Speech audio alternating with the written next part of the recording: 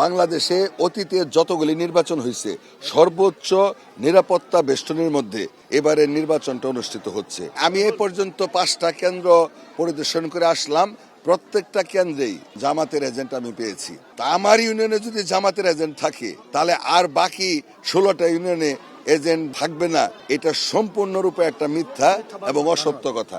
বিষয়টা হচ্ছে যে পরিবেশ বলতে যদি বলতে হয়, শেরপুর 3 আসন এবং বগুড়া 6 বগুড়া আসনকে এই 2টি আসনে নির্বাচন অনুষ্ঠিত হচ্ছে।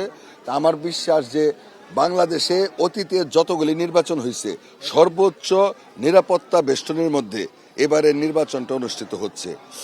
আপনারা সকলেই জানেন এখানে পর্যাপ্ত পরিমাণ আইন শৃঙ্খলা বাহিনী রয়েছে, ম্যাজিস্ট্রেট রয়েছে, ইনশাল্লাহ নিরাপত্তার কোনো ঘাটতি নাই। আর বিজয়ের বিষয় আসলে শেরপুর 3 আসনটা বিএনপির আসন হিসেবে পরিচিত। যতবার সুষ্ঠু নির্বাচন হয়েছে এখানে বারবার ধানের শীষের প্রার্থী বিজয় অর্জন করছে। পূর্বে আমার বাবা 2বার এমপি ছিলেন, আমিও 3বার এমপি ছিলাম। এবার যেহেতু মানুষ নিরপেক্ষভাবে স্বাধীনভাবে ভোট দিতে পারতেছে, ইনশাল্লাহ আমি আশা করি বিজয় ইনশাল্লাহ অবশ্যই সুনিশ্চিত। আমি এ পর্যন্ত 5টা কেন্দ্র পরিদর্শন করে আসলাম। প্রত্যেকটা কেন্দ্রেই জামাতের এজেন্ট আমি পেয়েছি আমার ইউনিয়নে। তা আমার ইউনিয়নে যদি জামাতের এজেন্ট থাকে তাহলে আর বাকি 16টা ইউনিয়নে এজেন্ট না থাকবে না, এটা সম্পূর্ণরূপে একটা মিথ্যা এবং অসত্য কথা। আমার ইউনিয়নে তো যে কয়টা কেন্দ্রে আপনারা ঘুরেন দেখবেন যে প্রত্যেকটা কেন্দ্রে তাদের এজেন্ট আছে।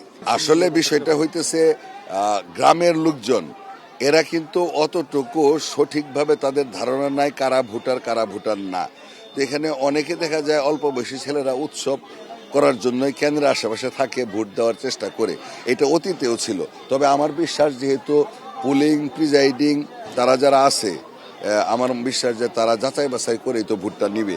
অবশ্যই যাচাই বাছাইয়ের মাধ্যমে যদি কোনো ফলস ভোট জাল ভোট থাকে তাদের ভোট দেওয়ার কোনো সুযোগ আছে বলে আমি মনে করি না।